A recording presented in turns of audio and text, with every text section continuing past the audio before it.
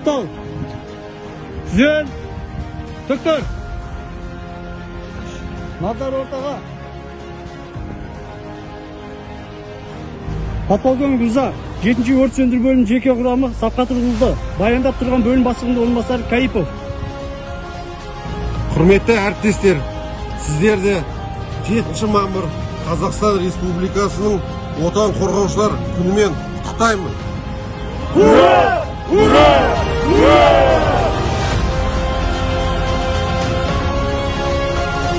Құрметті отандастар, сіздерді 7 мамыр отан қорғаушылар күні мерекесімен шын жүректен құттықтаймын.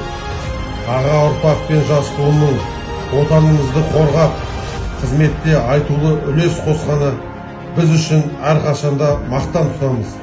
Еліміздің өркендеу жолында атқарып жатқан игі қызметтеріңізге табыс, отбасыларыңызға амандық, дендеріңізге саулық, мол бақыт және бейбіт ғұмыр тілейміз.